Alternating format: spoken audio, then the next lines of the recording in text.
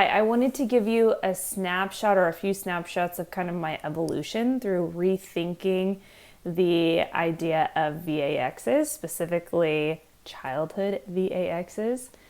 I want to say the word as least as I can, so that's why I'm spelling it out. So I know this is a topic that's super charged, that people already have a really firm opinion and a really strong gut response to it. But please just bear with me for a minute. I'm not speaking as an expert. Obviously, I'm not an expert in this topic, but I just want to share how my perspective has evolved over the last maybe 2 or 3 years. It's a pretty short amount of time, maybe even the last year. And obviously, I think COVID had a lot to do with it because of the hesitancy around the COVID Vee Ay Ex. It started to make me think about why people would be hesitant about Vee Ay Exes in general, and why, if those people had any merit or any ground to stand on. I remember several years ago when I had my first child, and there was the conversation in my friend group about Vee Ay Exes and, how there were these weird people who didn't give shots to their kids, and they had these, crazy conspiracy theories, and it was really easy to kind of write them off as the weirdos, because obviously the people who went along with the CDC schedule, the shot schedule, immunizations, that was normal, and you were in line with medical professional, like most medical professionals, and you knew not to trust or not to question them. And that was disrespectful. Haven't they worked so many years in that field? Don't they know better than you? And so I kind of just went along with a normal schedule. I didn't even really ask any of our pediatricians any questions about them, because I didn't want to be viewed as one of those people who thought that they had any ground to stand on. I didn't have any professional training in that area. I wasn't a medical provider, so what was I going to say? And I really don't like feeling dumb and looking dumb in front of people, so I kind of just avoided it. Now, to my regret, because obviously I should be willing to look dumb on behalf of getting information for my child and wanting to make the best decision for my kids. So then there has been other people in my life who've kind of brought up the topic, but not really pushed it, because again, people are labeled right away in this topic. If you are even hesitant toward childhood immunizations, hesitant toward the schedule, then you're going to be, labeled as kind of a freak. And so I remember saying one time I was with a friend, and I had mentioned well, obviously the schedule wouldn't keep going the way it is if there was any major problems with it. And she kind of was like, well, I don't know, you think? And so that just made me think a little bit more about it, just that hesitancy to, jump on board with my statement. And so I started looking into it a little bit more. People had provided me with some books about the Vee Ay Ex friendly schedule and how to delay Vee Ay Exes, and why you would want to delay them, or why you would want to space them out. Why would you want to get them? Why would you wouldn't? And I started to realize that not each shot was made equally. There's different types of Vee Ay Exes. Live virus, attenuated, different types of Vee Ay Exes that were available. And the diseases that they sought to combat or to immunize a person for were not all the same severity. The risks associated with getting those were not as severe. So, I just started wondering well, what do I even know about what I'm putting in my kid's body? And in terms of the COVID Vee Ay Ex, what do I know about what's going into my body? And I think this was mid-late 2021. There was this post that was recirculating that was talking kind of like a rebuttal to people who were Vee Ay Ex hesitant, the COVID Vee Ay Ex hesitant. The rebuttal was, so it was kind of set up as the hesitant person was saying, well, how do you even know what's in this Vee Ay Ex? Why are you putting something into your body in which you don't know what the components are and what it's going to do to your body in the long term.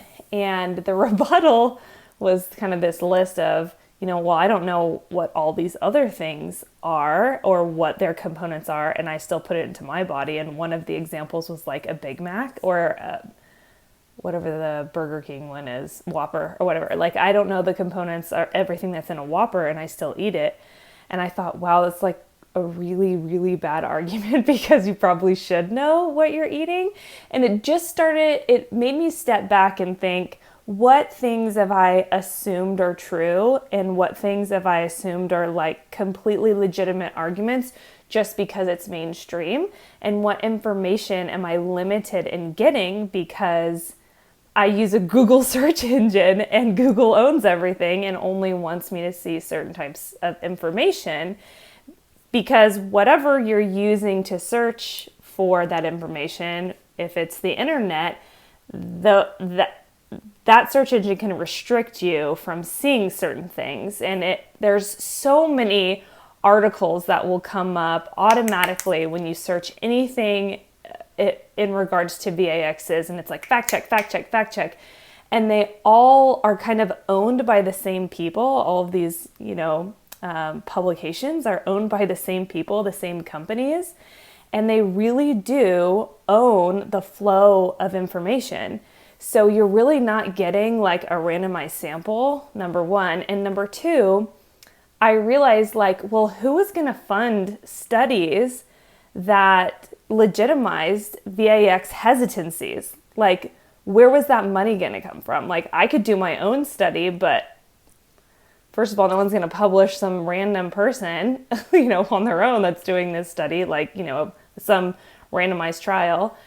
Number one. And number two, like, I have no money to do this with. So really the information is not only restricted by how you're searching for the information, but it's also restricted by who is funding the research. And I realized how much pharma was behind all of this research. It was like, well, how do we have any independent bodies that are actually doing checks and balances and making sure they're independent third parties?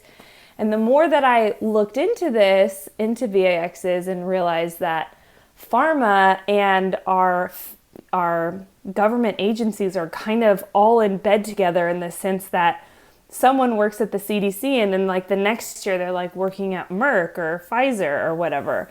And so it's really hard to know, who are you supposed to trust? Why are you supposed to trust them?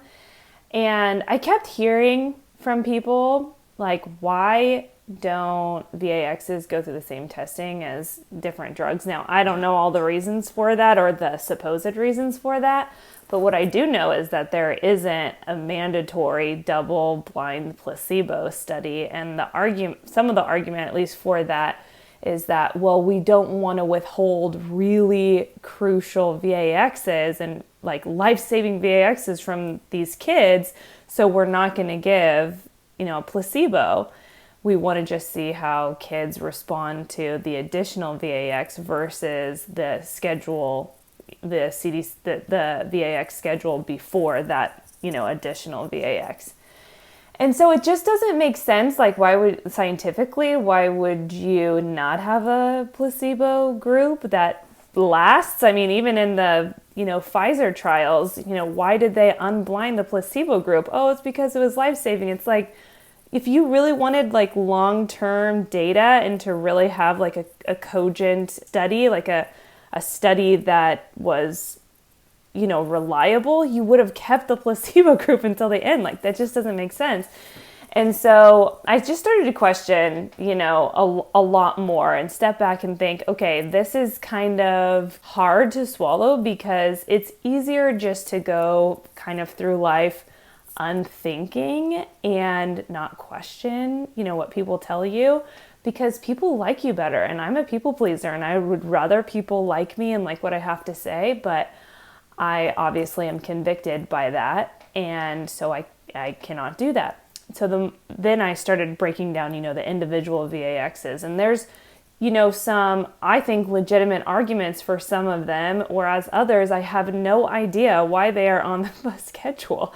I cannot understand why a child gets Hep B, it's Hep B, right, within 24 hours of being born. Like, what? Why? What? Like, what is the rationale for that? I mean, I know I'm not an IV drug user. I know I don't have Hep B. Why is my child getting Hep B? And why is it required for school? Like, that's a sexually transmitted disease. Like, I'm not going to, like, sneeze on someone and give them Hep B. So it just blows my mind. Like, in California, I literally can't send my kid to school if they don't have Hep B. And there are some legitimate risks associated with Hep B. So that doesn't make any sense to me. I still don't know why they wouldn't separate out the MMR Vee Ay Ex. That's weird to me. Why they wouldn't separate out Tdap, DTaP. Anyway, I'm sure someone has some reason for that, but you used to be able to get just the measles Vee Ay Ex. Why couldn't you just get that? And the distortion also with the media portraying measles as like this, everyone's going to die if they get it. I mean, we know how to deal with measles. If there's a measles outbreak or if there's people that get measles around us, like, we have really good therapeutics for that. I mean, it's just the way the media portrayed is so botched and on purpose. And you always hear the same like hook lines over and over and over: safe and effective, safe and effective, safe and effective. So if you ever question at all, you're labeled a conspiracy theorist. And the best way to kind of hammer your opponent is to like ridicule them and make them look like idiots, especially in this instance, like ridicule, ridicule, ridicule. You have no ground to stand on. You're a pseudoscientist. You want to kill grandma. You know what I mean? Like you don't care about the lives of other people. Why don't you wear a mask?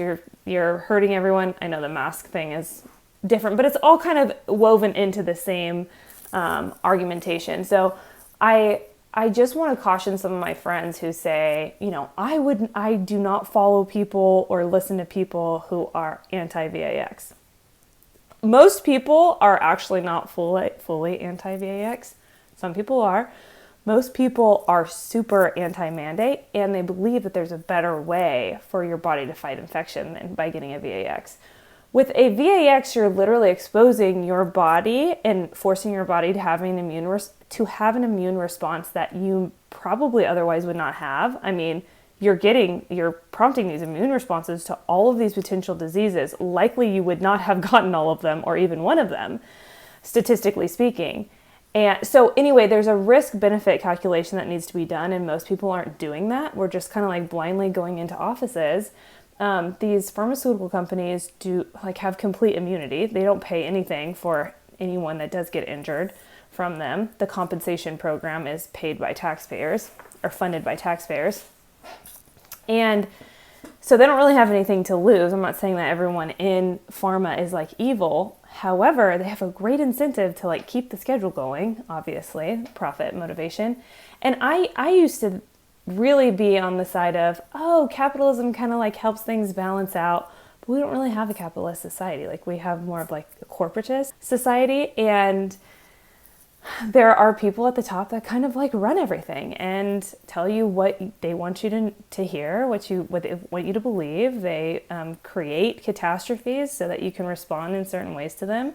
So they fear us, they scare us into doing things like childhood Vee Ay Exes. I think, this is my opinion, a lot of times so they can get money. Now, it might have started with good motivations, and there might be some Vee Ay Exes that are necessary. That's not my argument to say like this is all unnecessary. But what I am saying is there is another incentive, on the other side of this, and people need to be aware of what you're putting into your body. I mean, God did make your body, and he made it in a way that, well, first of all, it's a temple, right? And we're supposed to honor it. And we're not just supposed to blindly put stuff into it and say, like, I don't know what it was, but, doc told me to do it. But in addition to that, God really did give us tools to set our bodies up to fight infection naturally that I think a lot of people are overlooking and just say, well, I'm just going to eat whatever I want. Maybe I'll exercise a little bit. I'll stay inside, not get much sun, but I'll get a shot and so I'll be fine. And that's really not health. And that's really not taking care of your body. So in terms of our children though, like that's another layer, that's another level, like that changes the next generation. And so I just want to caution everyone to be a lot more aware of what these VXs are, why they got on the schedule, why they keep being added to. Yeah, that's my little piece. Of course, I am not an expert on this, but that's just my journey, and I hope that you start your own journey.